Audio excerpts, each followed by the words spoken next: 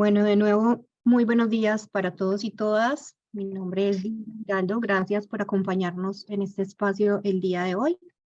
Para hoy, pues tenemos un webinar muy interesante. Vamos a hablar sobre filantropía de alto impacto. Para esta oportunidad, pues tenemos dos invitados muy especiales con mucho conocimiento y experiencia acerca del tema. El día de hoy, entonces, estamos con Andrés Gómez. Él es director de Filantropía 1111. Y Andrés Vargas, director científico también de Filantropía 1111. Andrés Gómez es politólogo con maestría en Administración Pública de la Central European University en Budapest. Tiene 10 años de experiencia trabajando en proyectos humanitarios y de desarrollo en América Latina. Gracias a todo esto, pues conoce todos los retos de la formulación de programas de alto impacto y le gusta promover intervenciones en salud pública. Estamos también entonces con Andrés Vargas. Andrés Vargas es doctor en Ciencia Política de la Universidad de Yale. Ha dedicado su carrera a hacer ciencia aplicada para resolver problemas públicos y es un metodólogo experto. Su trabajo ha recibido premios en la sección experimental de la American Political Science Association y de la New England Political Science Association. También es profesor de cátedra en la Escuela del Gobierno de la Universidad de los Andes. Desde 1111, desde esta organización, ellos han venido investigando y trabajando para conocer cómo se han venido profesionalizando la filantropía en los últimos años y cómo nos debemos preparar como organizaciones para lograr transformaciones significativas al menor costo posible y dónde y cómo intervenir en esos problemas que nos preocupan. Entonces, ellos nos van a contar sobre conceptos de altruismo efectivo, selección estratégica y áreas de intervención, diseños guiados por teorías y principios de monitoreo y evaluación. Así que pues, bienvenidos Andrés y Andrés. Gracias por estar aquí hoy con nosotros. A ti, Gina. Muchísimas gracias. Buenos días, Gina. Bueno, muchas gracias por la presentación y por la invitación a este espacio y pues una bienvenida a todas las personas que se animaron a acompañarnos el día de hoy. Entonces, bueno, la propuesta es poder, creo que Andrés y yo hablar unos 30 minutos y a partir de ahí poder pues ya llevar la conversación de lo que pues sean como las reacciones o las ideas que les surjan pues a partir de lo que les compartamos, que siento que fundamentalmente es como una visión panorámica que deje como algunas inquietudes o algunos elementos para construir, yo creo que un mercado de la filantropía del siglo XXI, ¿no? Y tal vez de manera atrevida o provocativa, como queremos introducir esa idea de pensar en la filantropía como un mercado, porque, y digo atrevida porque pues muchas veces cuando pensamos en la filantropía o en la acción social, en lo que podemos hacer desde fundaciones, áreas de responsabilidad social, etcétera, digamos, lo vemos como desde un lugar del altruismo, del deber moral de ayudar, desde otro lugar donde tal vez está formas más secas o más rígidas de la razón y el pensamiento sistemático a veces no le encontramos mucho lugar, pareciesen reñir, pero creemos que hay un balance, hay un concilio muy poderoso para lograr entre nuestra sensibilidad moral de saber que tenemos un deber para transformar el sufrimiento humano y la utilización de toda la potencia que nos da el pensamiento científico y el conocimiento de frontera para potenciar nuestras buenas intenciones, ¿no? Y esa es la misión de 1111. En 1111 trabajamos en eso, utilizamos la ciencia aplicada para potenciar nuestra intención de transformar los problemas que más nos importan o que son más urgentes en nuestros entornos. Entonces, tal vez el hilo conductor que queremos proponerles es ese, el de la idea de un mercado de la filantropía. Y cuando lo pensamos así, digamos, si lo pensamos, digamos, más allá de los debates ideológicos y en el sentido de cómo pensamos los mercados como una manera de generar eficiencia en asignación de recursos. Y a partir de ahí la visión que hemos venido teniendo desde 1111 es que tenemos muchas oportunidades de mejora para hacer más eficiente nuestra asignación de recursos para la transformación social, para lograr el mayor bien al menor costo posible.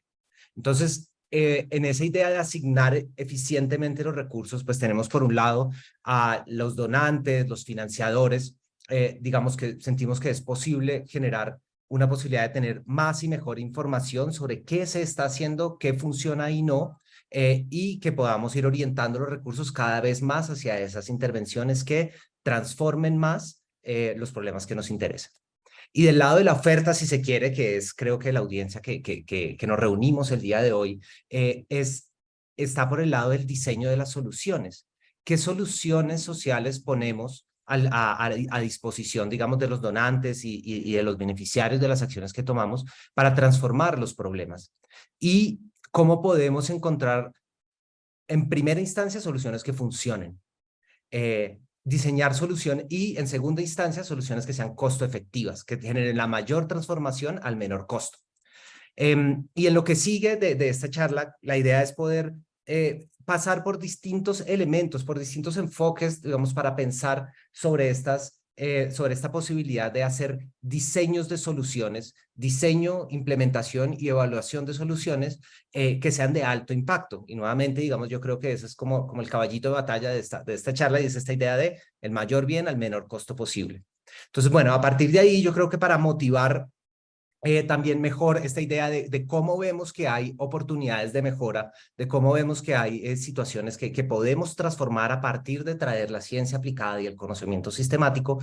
De pronto vale la pena aterrizar esa idea de por qué podemos sentir que existen fallas de mercado desde la óptica de la oferta, y por qué no hemos llegado a unas soluciones más óptimas, costo eficientes y de alto impacto, ¿no? Y creo que Andrés acá con su experiencia y su conocimiento de los programas, pues nos va a ayudar a aterrizar esa idea y a, digamos, a motivar lo que seguiría, que sería bueno, cómo resolver esos problemas que identificamos. Súper, súper, gracias, Vargas. Bueno, entonces efectivamente yo voy a hablarles de la parte de la oferta, ¿no? La oferta en el mercado de la filantropía. Y para ilustrar esto, para aterrizarlo, vamos a usar un ejemplo real y muy común por estos días. Entonces, piensen en la situación de una familia de migrantes que atraviesa el páramo de Berlín. El páramo está más arriba de los 2.800 metros, es la ruta que conecta Cúcuta con Bucaramanga, de camino hacia Bogotá, y recorrerlo a pie toma aproximadamente un día. El recorrido en bus toma 5 horas y cuesta 45.000 pesos. O sea, hay todo un conjunto de programas sociales, programas humanitarios, ONGs, que están a lo largo del camino del páramo y que les ofrecen a los migrantes pues distintos servicios, ¿no? Y distintos productos les dan. Entonces les dan kits de alimentos que tienen algunos alimentos y botellas de agua y este tipo de cosas. Les dan kits de higiene para que pues, se puedan asear a lo largo del camino, y kits de supervivencia que contemplan botas, que contemplan chaquetas, temas para el frío, ¿no? Cada uno de estos kits vale 30.000 pesos. Y a cada persona le dan 3 kits de alimentación, el de higiene y el de supervivencia. Entonces a estas personas en promedio les están entregando kits por 90.000 pesos por persona. Recuerden que el tiquete de recorrido de bus costaba 45.000 pesos. Y entonces ahí es cuando nos empezamos a preguntar cuál es la teoría de cambio detrás de este programa. ¿Cómo se pensó este programa para que llegáramos a este desenlace? Entonces, volvamos aquí a pensar un poco cómo pues, desentrañar este tipo de problemas. Nosotros creemos que una mirada amplia al repertorio de programas sociales permite identificar al menos 3 tipos de problemas.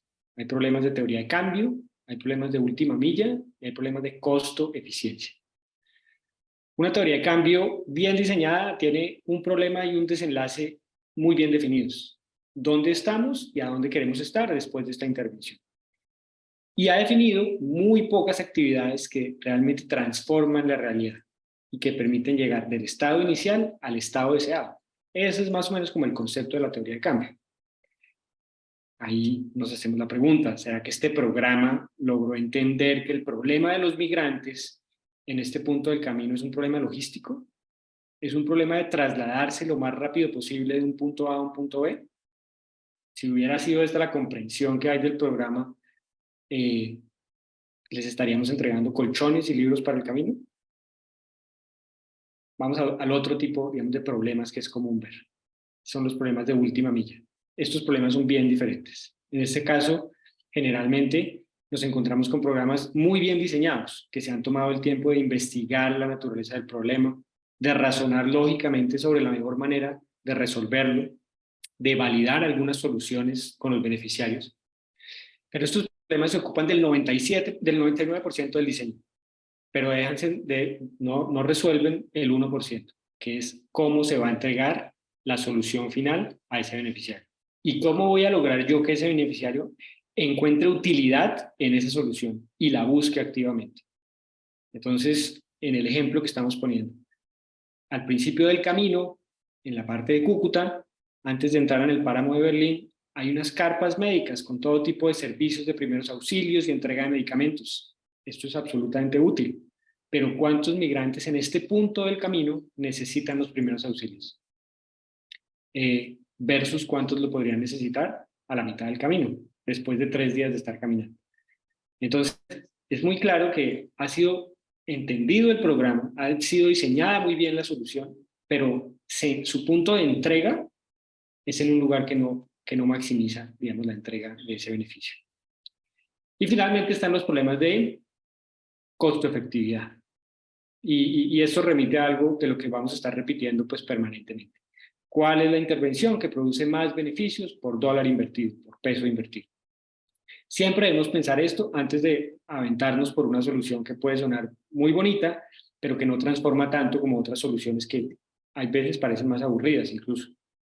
Volviendo al ejemplo, ¿por qué no dejamos de entregarle kits de 90.000 pesos por persona a los migrantes, en vez de eso atender al doble de la población con pasajes de bus?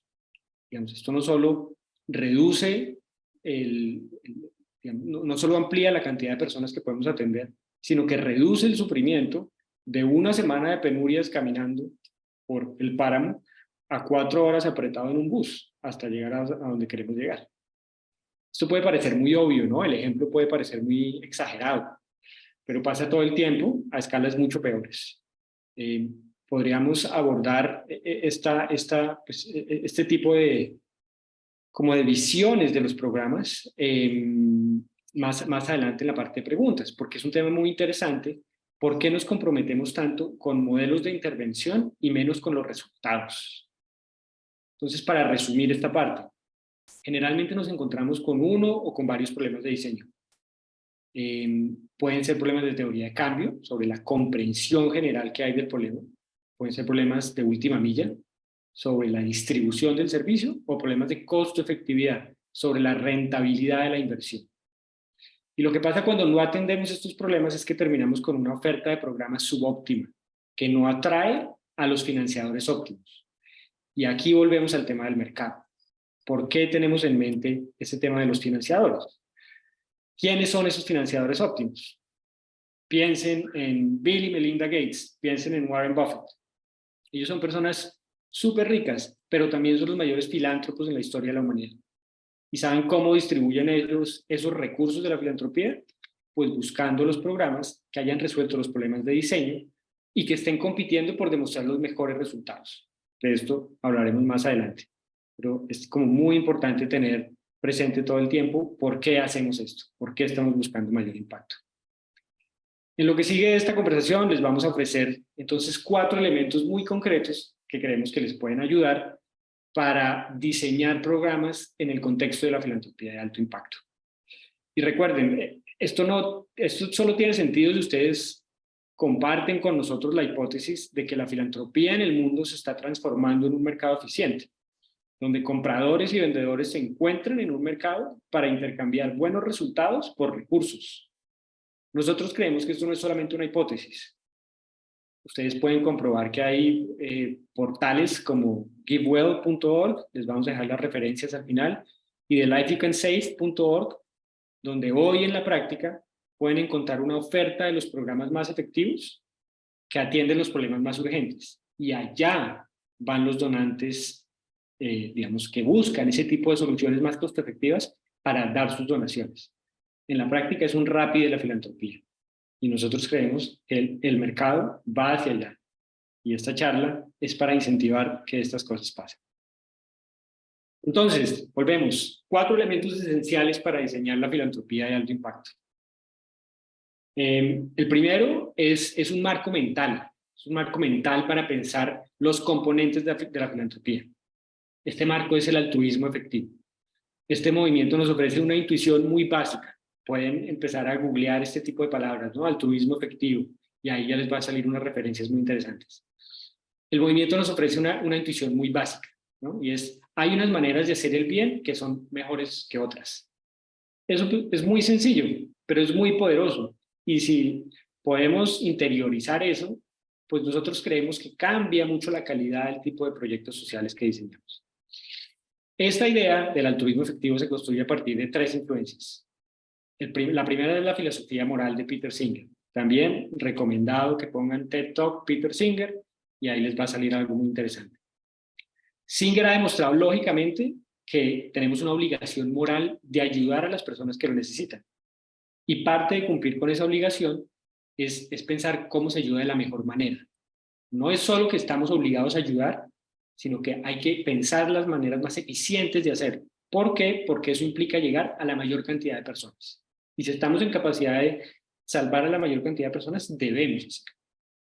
Esta literatura se extiende para temas de bienestar animal, para temas de cuánto debo donar yo a lo largo de mi vida, qué tipo de carreras debo seleccionar. Hay toda una, digamos, vertiente que elabora sobre esto que es muy interesante. ¿Cuáles son las implicaciones de esta filosofía moral para la filantropía? Pues si creemos en esta lógica, si creemos en esta deducción que hizo Peter Singer, que pues francamente nosotros la creemos, estamos de alguna manera obligados moralmente a considerar todas las causas del sufrimiento humano y animal, ¿no? También, pero no hablaremos de ese tema acá.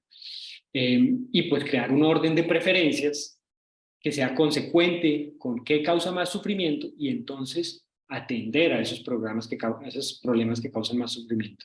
Priorizar para llegar a la mayor cantidad de personas. El segundo pilar que alimenta el altruismo efectivo es la revolución experimental. Con esto pues nos referimos al uso de evaluaciones de impacto, donde 2 grupos muy parecidos se les estudia, a uno se le ofrece una solución y a otro no. Y a partir de estos estudios, seguro todos ustedes han oído de esto, pues sabemos más que nunca lo que funciona y lo que no funciona en programas de superación de la pobreza. ¿Cómo ha influido esto en la filantropía? ¿Cómo nos afecta esto a nosotros? Pues primero, ha acercado la filantropía a la ciencia, ¿no? Garantizar programas de alto impacto implica mucho estudio detrás. Revisar experiencias previas, hacer pruebas con diseños alternativos, tener montones de datos, consultar con expertos. Y por otro lado, el requisito, pues su impacto ha sido que los donantes, hoy por hoy, los donantes más importantes para financiar intervenciones prometedoras, deben tener al menos un resultado preliminar, una evaluación de impacto así sea a pequeña escala, que demuestre impacto positivo. Hay que ser muy cuidadosos con esto que estoy diciendo. Esto no quiere decir que no se pueda hacer nada sin una evaluación de impacto. De hecho, la mayoría de programas no está preparado para este tipo de evaluaciones y digamos ya las grandes organizaciones dedicadas a evaluación de impacto ya reconocen esto. Entonces están entrando a otras metodologías para ayudar con la teoría de cambio y con los diseños y con evaluaciones un poco menos rigurosas. Pero lo cierto es que si queremos apuntar a la máxima calidad y a la máxima comprensión del impacto de un proyecto, pues debemos con el tiempo estar diseñando programas que le apunten a poder ser evaluados a través de este tipo de evaluaciones. Y eso empieza desde el comienzo, ¿no? Las evaluaciones de impacto no se contratan al final. Eso es otro tema, pero es muy importante, digamos, tenerlo presente. Finalmente, el tercer pilar viene del sector privado. El sector privado ha traído a la filantropía una lógica de maximización de utilidades. Por eso también estamos hablando aquí del mercado.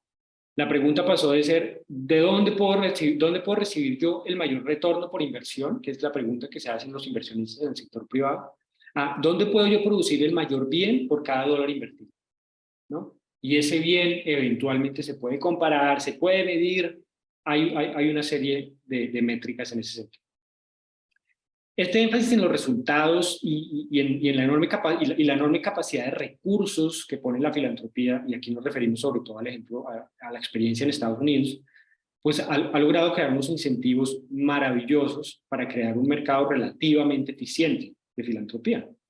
Entonces, desde hace poco más de una década existen estos portales que les estaba diciendo, donde las organizaciones que están volcadas a tener cada vez más eficiencia publican los resultados, publican sus errores, publican su presupuesto, publican dónde intervienen, a quién intervinieron, y compiten por tener las mejores métricas de costo-efectividad.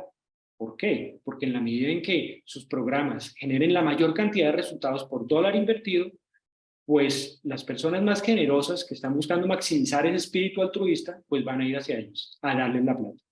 Porque también hay una competencia entre los ricos del mundo, un poco por decir, ¿a cuántas personas yo he logrado ayudar?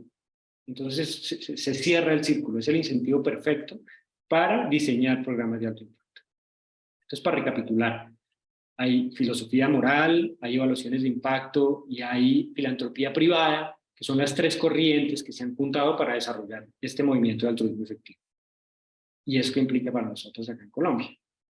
Entonces, si queremos competir en las grandes ligas, nosotros creemos que tenemos todo para hacerlo, porque personas entrenadas en, digamos, en los métodos de las ciencias sociales al mayor nivel, hay muchísimas ya en este país, y porque también hay muchísimas causas que son urgentes de resolver. Si queremos entonces competir en las grandes ligas de la filantropía, pues debemos optimizar procesos, debemos seleccionar bien las causas, debemos liberar la información y decir cuándo la hemos embarrado. Todavía está pendiente que la primera organización en Colombia diga, yo cometí un error, este programa no salió bien. Pero no creo que nadie acá piense que todos los programas que hacemos son exitosos. Es posible que se crea todo lo contrario a veces. Entonces, todo ese tipo de prácticas hay que integrarlas para llegar a jugar en las grandes ligas, ¿no? de la filantropía. En adelante ya, digamos, paramos esta primera herramienta y vamos a hablar de las otras tres que creemos que pueden servirles bastante para empezar a diseñar programas de alto impacto. De ahí le doy la palabra a Vargas otra vez. ¿No lo oímos? Disculpen. Gracias, Gómez. Entonces, digamos que en este punto, el altruismo eficaz nos ofrece, si se quiere, un marco intelectual que nos dice, deberíamos pensar en la eficiencia de los recursos cuando hacemos filantropía, deberíamos buscar costo-eficiencia y deberíamos diseñar soluciones de probado impacto, o digamos, hacer todo un arco de desarrollo de soluciones, de programas sociales, de intervenciones, como quieran llamarlo, que vaya hacia la maximización de impacto.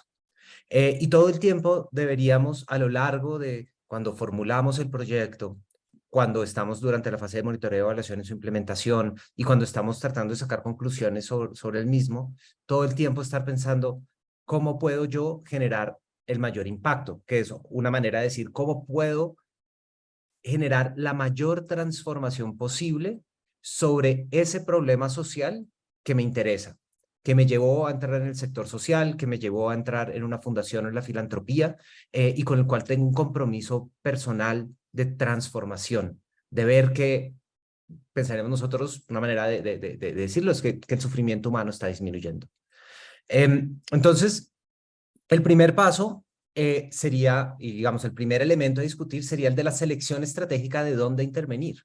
¿Cómo decido yo en qué problema trabajo y dentro de ese problema dónde lo hago? Es decir, en qué municipio, con qué población, etcétera, etcétera. Eso lo tendemos a tomar como obvio. Pareciera obvio que X cosa es un problema y que en X cosa debemos trabajar. Eso puede ocurrir por muchos motivos. Creo que ocurre a veces porque entramos a trabajar en problemas por razones personales, por lo que es nuestra experiencia personal, nuestro contexto social, de dónde venimos. También porque hay tendencias sociales, hay problemas de los que existe más conciencia y digamos que sobre ello empieza a haber más programas. Y es como más fácil o pareciese como obvio que es como esto es sobre lo que debemos trabajar. Pero no hay una revisión sistemática de cuál es el conjunto de problemas que existen y cómo es el impacto negativo relativo de unos y otros, cuál es la afectación relativa. Y una primera idea que quisiéramos dejar en este punto sobre lo que es diseñar programas e intervenciones orientadas a impacto, es que muchas veces la decisión sobre en qué intervenir y en dónde recorre un gran camino para poder explicar qué tanto impacto generamos. No siempre el problema más urgente es el problema a intervenir, y no siempre el sitio donde la afectación es mayor es el lugar a intervenir.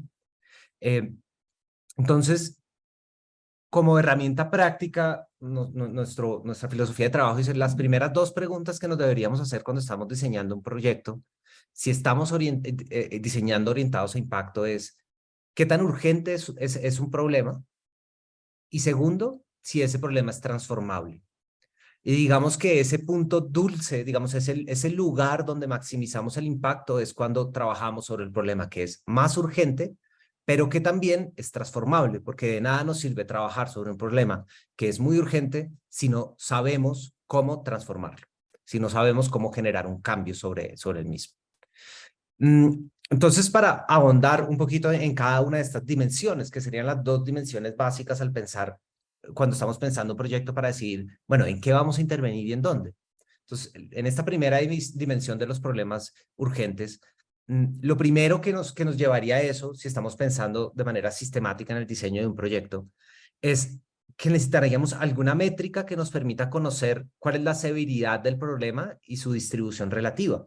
Puede ser su distribución en el tiempo, puede ser su distribución en el espacio, puede ser su distribución a través de poblaciones. Los jóvenes son más afectados que los adultos, son más afectadas las zonas costeras que las zonas de montaña, etcétera, etcétera. Y digamos que este reto de construir es un gran reto metodológico pensar cuál es esta métrica. Quisiéramos como dar algunas ideas introductorias a pensar, digamos, esta idea de cómo priorizamos problemas, no con el ánimo de decir que esta es la solución, sino para ilustrar, sabiendo que puede haber muchas soluciones y que esa es la posibilidad de implementar esas soluciones dependerán tanto del campo con el que estemos trabajando como de los recursos y la experticia con la que contemos. Pero creo que el altruismo eficaz ahí trae una intuición pues, muy poderosa y es que podemos utilizar como barra común para decidir en qué intervenir, y es la idea del sufrimiento, y es como les contaba Andrés, esa es una de las herramientas y de las contribuciones que nos ha dado la filosofía moral de Peter Singer, y es la idea de si yo voy a decidir, digamos, mi deber de ayudar, pasa también por un sufrimiento que puedo resolver. Si hay un sufrimiento que puedo resolver y no me significa para mí una gran pérdida de bienestar, yo tengo el deber moral de resolverlo, digamos, como que esa ha sido la idea básica. Y a partir de allí podemos pensar, bueno, pero ¿cómo operacionalizamos el sufrimiento? Si yo tengo por ejemplo, un municipio que está afectado quiero trabajar con la niñez en un municipio en Samaniego, Nariño, donde hay afectación por el conflicto armado, hay minas, hay problemas de abastecimiento y confinamiento de población, y quiero trabajar sobre la niñez. Entonces, ¿cómo puedo yo decidir si voy a trabajar, por ejemplo, sobre un programa que informe sobre la ubicación de las minas y trabaje sobre seguridad de minas, o un problema de la desnutrición que causa que causa el confinamiento? Necesito una métrica común que me diga cómo comparo estos 2 problemas. Y ahí, por ejemplo, el Banco Mundial ha propuesto, por ejemplo, un indicador que se conoce como años de educación ajustados por aprendizaje, y es como yo puedo medir el sufrimiento de los niños a partir de su pérdida de bienestar, de posibilidades de bienestar por tener menor educación. Y no solo menor educación porque no pueden llegar al colegio, sino porque además si llegan al colegio desnutridos, no van a aprender porque tienen problemas de desarrollo y menos capacidades cognitivas. Entonces, si yo estandarizo una medida, por ejemplo, como años de educación ajustados por aprendizaje promedio para las poblaciones, por problema, puedo decir, bueno, ¿qué tanto afecta el hecho que no pueda llegar al colegio y qué tanto afecta el hecho que pueda llegar al colegio pero no pueda aprender? Y decidir si yo debería, entonces, si mi interés es ayudar a la niñez de este municipio, decidir cuál de estos problemas es más grave y para el cual tengo como más campo de mejora, si se quiere. Esto, digamos que puede estar fuera del alcance de muchas organizaciones. O sea, creo que hay a veces fundaciones muy pequeñas o intermedias, donde de pronto entrar a hacer como una inversión grande, bueno, nada más en el mapeo del problema no está dentro de las posibilidades, porque además una de las grandes problemas de este mercado es que no se invierte en el desarrollo de soluciones. Es como, a veces es paradójico, ¿no? Como podemos invertir 10, 20, 30 mil dólares en una evaluación de impacto, y cuando vamos a mirar cuánto invertimos para generar la idea sobre qué hacer, muchas veces es un cero redondito. ¿no? Y es una paradoja porque necesitamos invertir en el producto si queremos seguir jugando con la metáfora del mercado. Creo que la palabra más apropiada para el contexto sería en la solución a los problemas sociales, que no se dan silvestremente y que no se dan en un día cuando nos paramos en un tablero y decimos qué vamos a hacer. Se dan con trabajo duro, sistemático, basado en evidencia y donde pensemos de manera profunda los problemas que nos competen. Entonces ahí, digamos, una idea que nosotros sentimos que más allá de la ilustración que les damos sobre detalles y demás, una idea para llevarse es, la intuición clave es que deberíamos esforzarnos por hacer una aproximación, así sea informal, al impacto negativo del problema que estamos considerando trabajar. Y no debería pasar, y ahí los invito, digamos, a hacer ese ejercicio, como si en el tema en que ustedes trabajen, ustedes conocen la distribución de ese problema en el país, en su país o entre la población. Ustedes podrían decir, si yo trabajo en problemas por ejemplo, de mejor representación, en la mayor inclusividad en la competencia política, conozco cuáles son los municipios con menor y mayor inclusividad y dónde se ubican los municipios donde yo intervengo. Entonces, esta idea de mapas empíricos, básico, saber cómo se distribuye el problema que yo estoy trabajando, para que yo pueda decir de manera justificada, yo trabajo en este municipio porque este es el municipio o más urgente o más transformable, y eso nos lleva a la transformabilidad. La idea de la transformabilidad, digamos, también en aras del tiempo para avanzar más rápido, digamos, la intuición básica es, ¿sabemos o no sabemos cómo transformar un problema? Hay problemas que podemos no saber transformar, por ejemplo, porque son muy nuevos. Un ejemplo obvio, llegó la pandemia con el COVID, no teníamos ni idea qué hacer con el COVID, porque y nos tomó 3 años de investigación encontrar la vacuna. Entonces, pues no había mucho que podíamos hacer más de una contención básica, ¿no? Entonces, puede haber otras razones por las cuales no conozcamos la solución de un problema, puede que sea multidimensional y tenga demasiadas facetas, solucionar una guerra civil. Bueno, es demasiado sistémico, ¿no?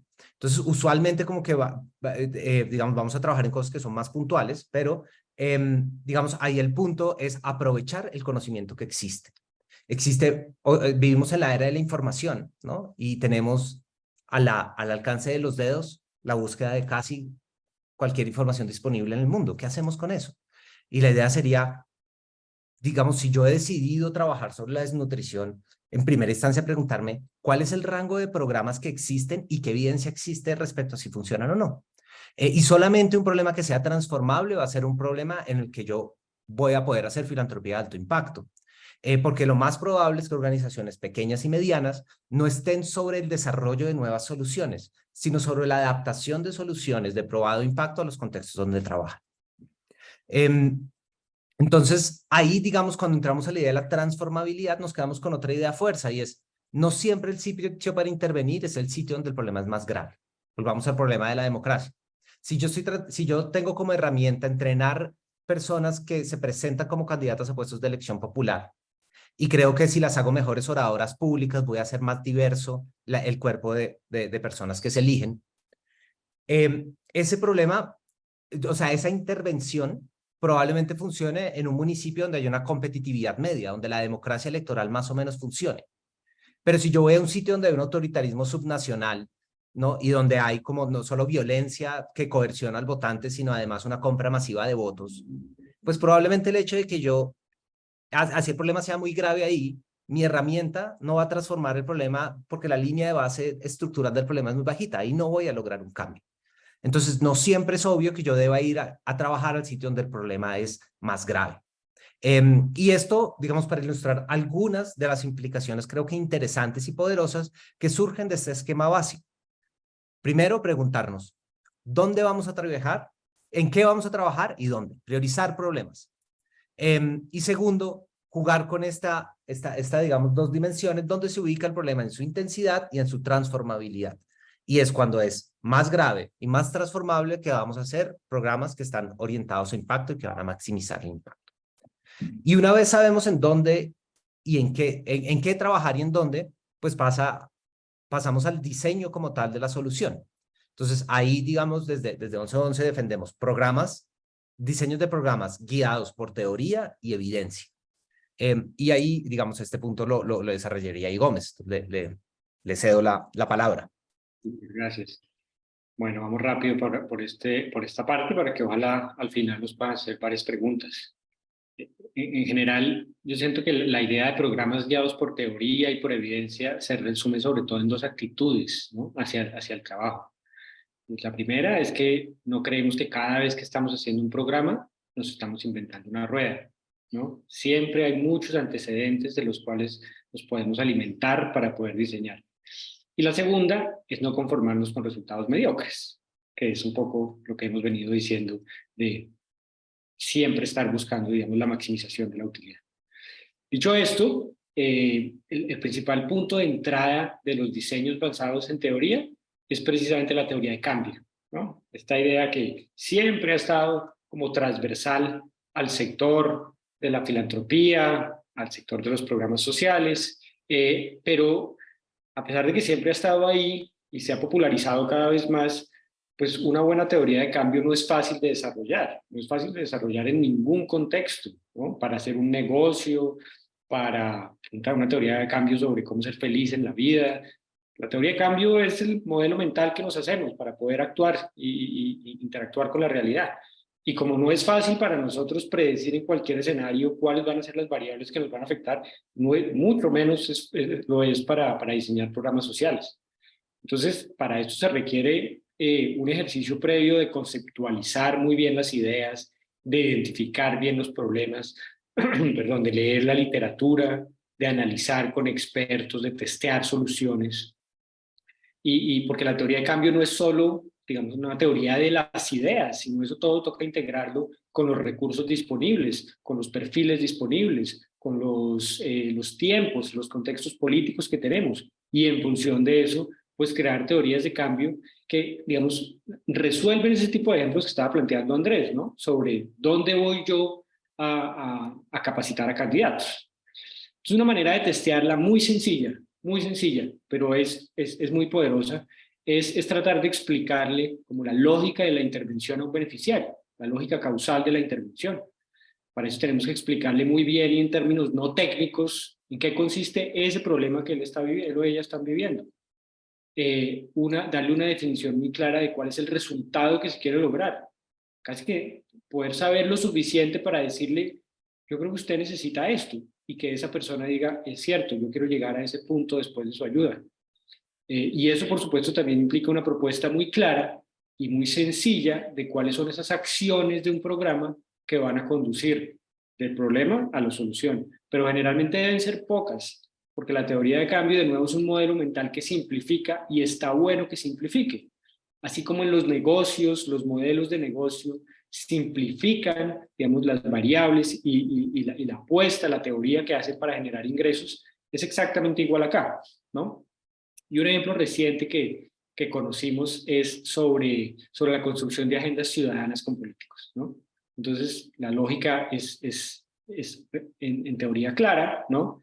Yo quiero transferirle o comunicarle mis preferencias a un candidato político porque quiero que esas preferencias y esos deseos colectivos e individuales se tengan en cuenta en sus planes de gobierno. Entonces me reúno con unas personas interesadas en la política, discutimos cuáles son los problemas, cuáles serían las soluciones y le llevo esas proposiciones a un candidato. Eso suena bastante coherente, pero ¿es esto suficiente?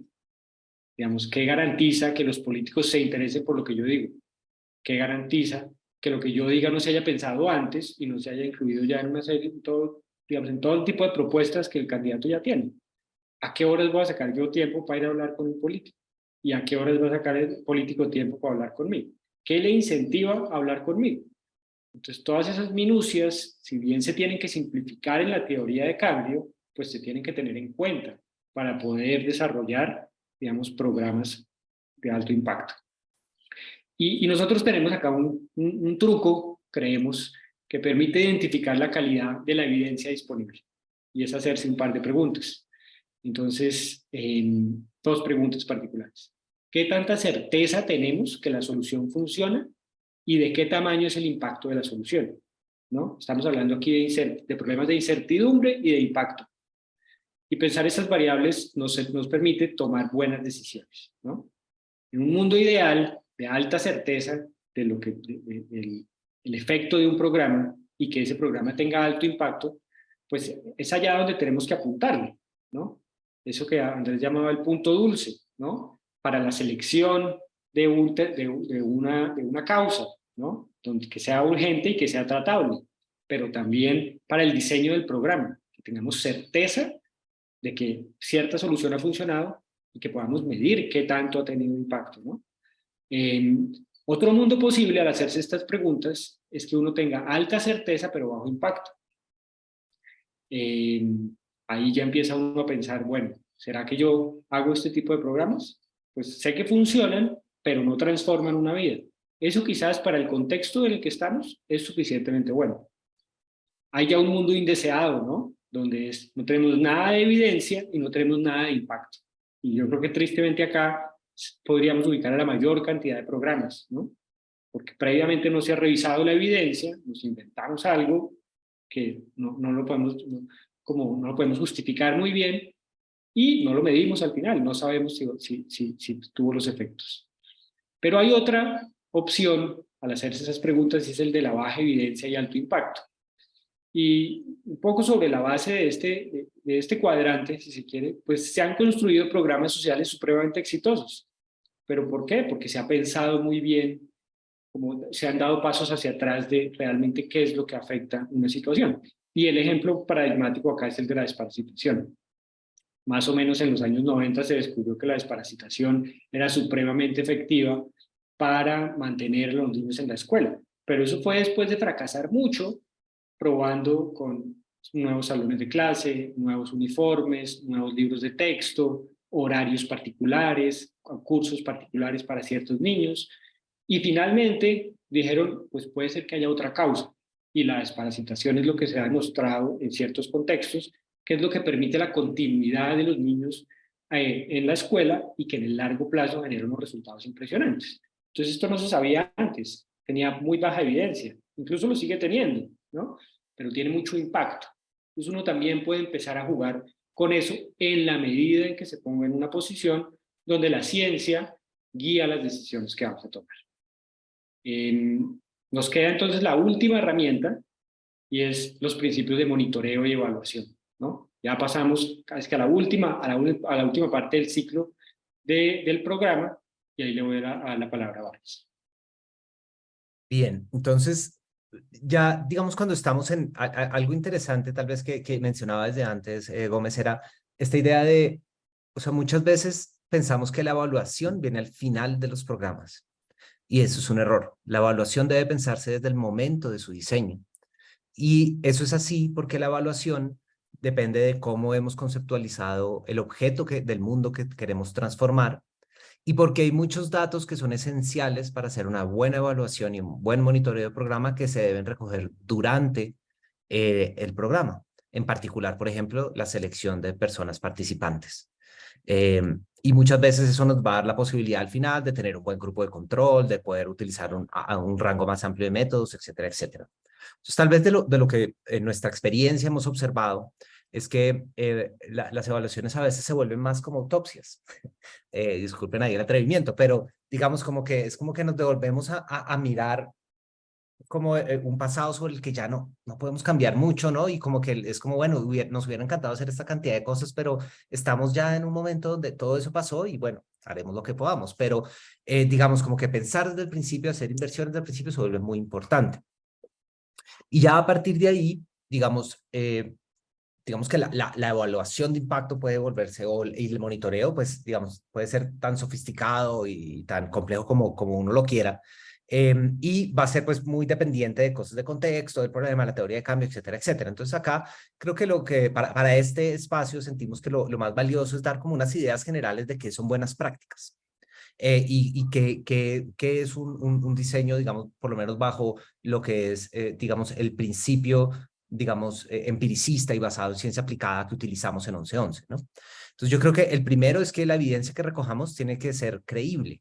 Y eso, pues parece una obviedad nuevamente, como la mayoría de las ideas buenas que después de que uno las oye, pues uno dice, sí, eso es obvio, pero antes no se le habían ocurrido.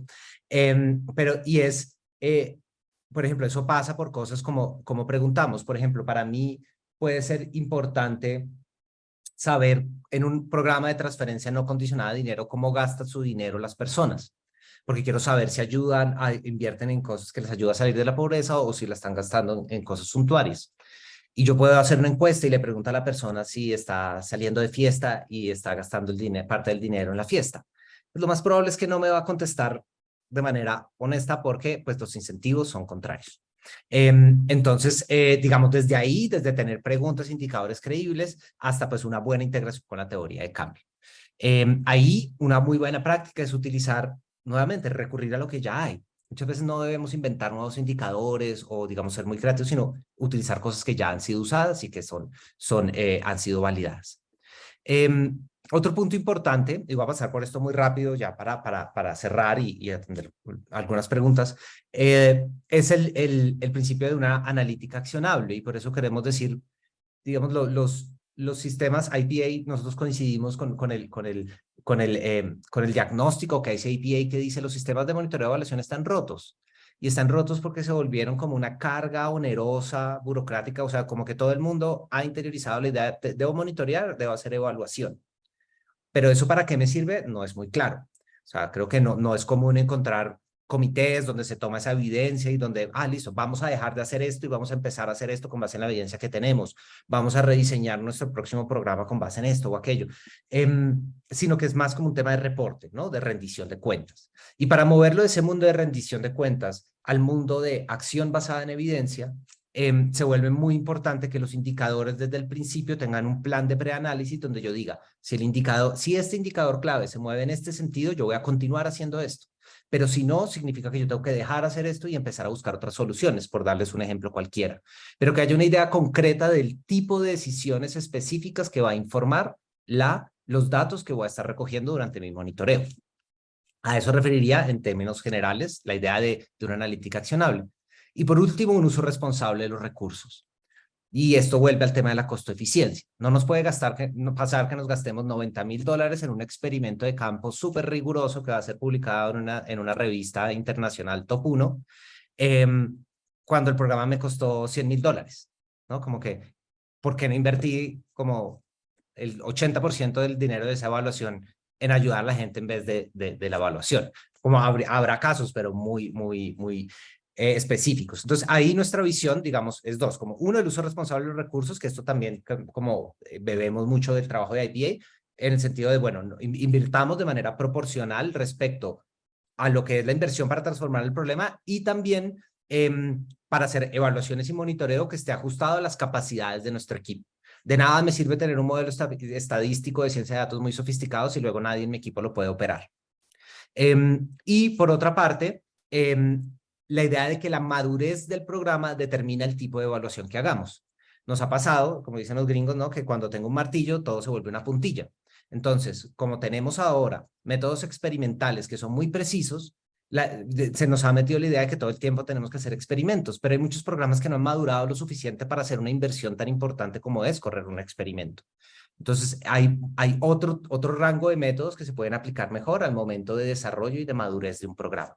Y esas dos ideas, digamos, el grado de madurez del programa y también un monitoreo y evaluación ajustado, digamos, a los recursos invertidos y a las posibilidades del equipo, serían elementos de un uso responsable de recursos. Entonces, bueno, con eso cerraríamos, digamos que nuestra exposición. Esperamos y apuntábamos a dejar como, yo creo que sobre todo muchas inquietudes, mucha idea de tratar de explorar más y de comprometernos, creo que a sincerarnos cada vez más en, digamos que solo nuestras buenas intenciones no cuentan y que esas buenas intenciones necesitan ser potenciadas con todo ese mundo de evidencia, de conocimiento y de herramientas que nos ofrece la ciencia del siglo XXI. ¿No? Y que podamos trabajar en esa intersección para transformar esas realidades que nos importan.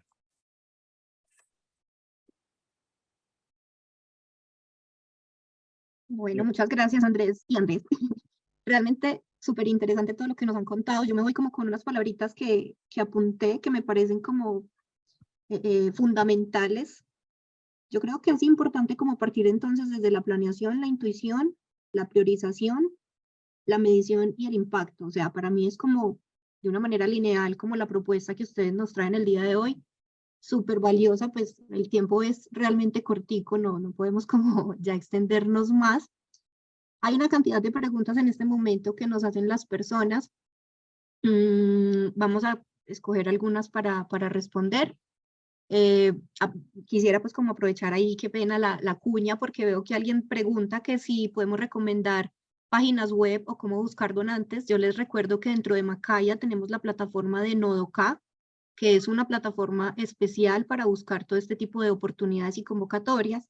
Adicionalmente, este próximo 28 de septiembre tenemos el evento TICSO, va a ser presencial, es un evento que va a estar dividido en dos partes, una parte académica y otra parte dedicada a una cooperación, perdón, a la, ay, se me va el nombre en este momento, a una rueda de cooperación.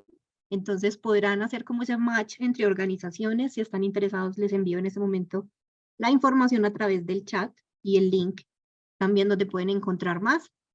Una de las preguntas entonces que encuentro que nos hacen, dice, Miriam nos le harían a una universidad privada que tiene como causa en el área de filantropía el acceso a la universidad a través de becas para tener un mayor impacto? Sí, bueno, puede ser muy amplio, pero para retomar uno de los temas que planteábamos, y es como, yo creo que lo primero sería entender bien el problema, digamos, como, en el sentido de cómo se distribuyen los problemas de acceso entre la población. Digamos, uno esperaría que haya, por ejemplo, temas de acceso diferencial.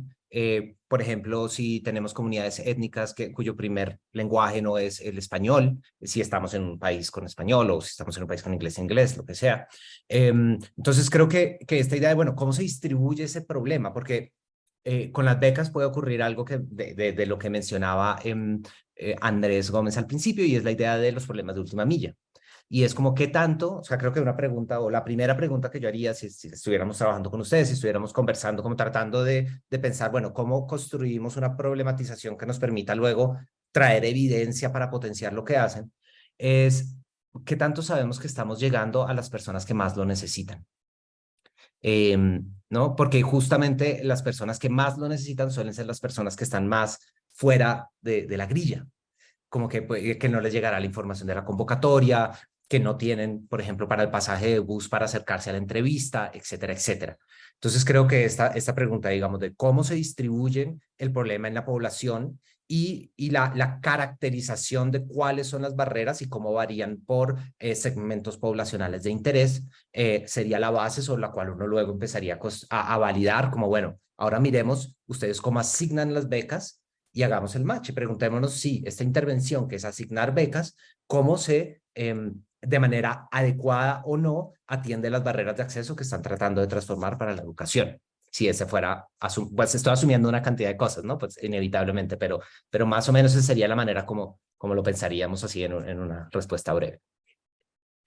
Claro, y solo ahí para decir que ese es el abordaje como metodológico, y antes con este recurso de la teoría de cambio, pues es pensar cuál es el impacto al que yo le estoy apuntando, ¿no? Pues entonces el impacto es equidad o el impacto es prosperidad, porque entonces si es prosperidad yo voy a seleccionar a ciertas personas que estudien ciertas carreras para producir riqueza en cierto tiempo. Entonces hay todo tipo de variables, que es un problema muy interesante. Así que gracias por la pregunta. Bueno, sin embargo, pues como el tiempo ya se nos está acabando, les recuerdo que a todos se les va a compartir la grabación de este webinar, que también queda pues montado en la página de Facebook. Todas estas preguntas que quedan sin resolver, buscaremos entonces responderlas a los correos electrónicos que ustedes nos han dejado al momento del registro. De pronto yo creo que en estos 2 minuticos nos daría como para responder la última, si ustedes están de acuerdo. De pronto, dice Clara. Aló, Gina, nosotros tenemos 5 minutos para estar más tiempo acá, entonces no te preocupes. ¿Tú no tienes? Perfecto, nosotros tenemos. Ok. Entonces nos pregunta Clara Restrepo, dice, siendo clave el diseño para el impacto y modelos mentales como teoría del cambio, ¿qué opinan del método del marco lógico con sus técnicas como árbol de problemas, análisis de stakeholders, análisis de alternativas, la lógica vertical y horizontal de la matriz? ¿O qué otros métodos conocen y recomiendan? Gracias, Clara, por esa pregunta. Yo creo que todo eso sirve. Lo importante es la actitud con la que uno entre a llenar ese tipo de herramientas, ¿sí? Eso es todo el mismo, un nombre diferente para una misma cosa, y es desentrañar el problema, ¿sí?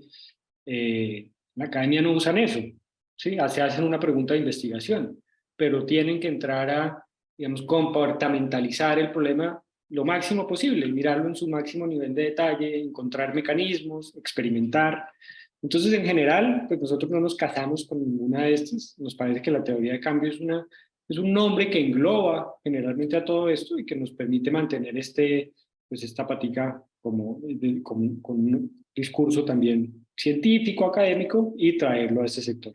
Pero lo importante es la actitud científica para abordar.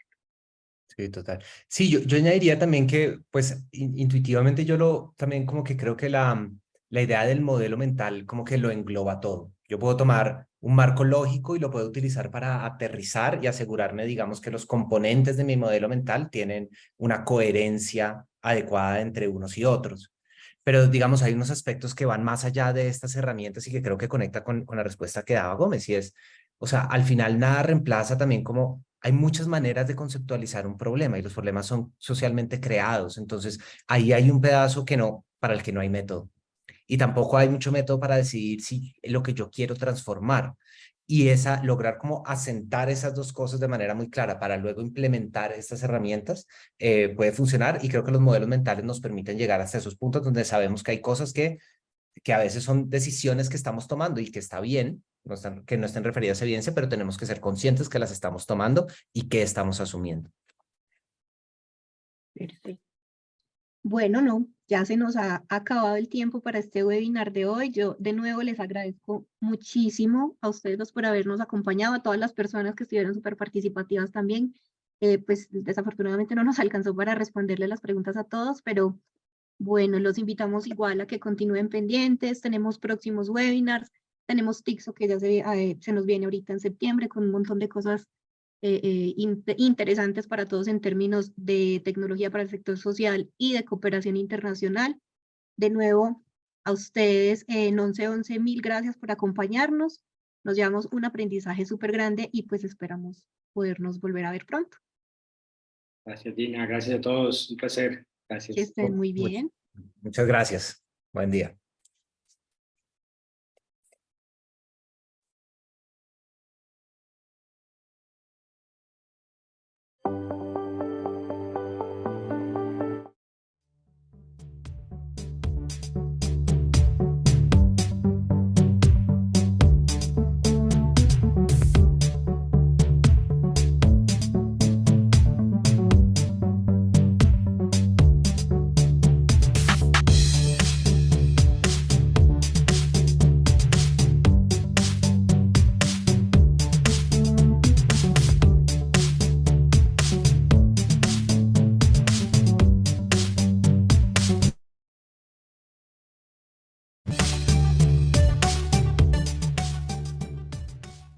La plataforma a nosotros nos ha permitido visibilizarnos, visibilizar el proceso de Salvaterra, contactarnos con más de 10 entidades de instituciones internacionales. Hoy estos niños ya van a contar 5 centros educativos rurales a donde no habíamos llegado, ya vamos a llegar a raíz de este acompañamiento con Londres. Cómo esto empieza a trascender el proceso donde la cooperación internacional sí es posible, sí se puede hacer, sí se puede lograr. Los invitamos a ustedes, estas organizaciones que están empezando o que ya tienen experiencia, que se vinculen y que conozcan cada vez más de Macaya, de Nodoka, de la ASI, y cómo la herramienta que tenemos como plataforma de cooperación internacional y de inversión es estratégica para todos nosotros.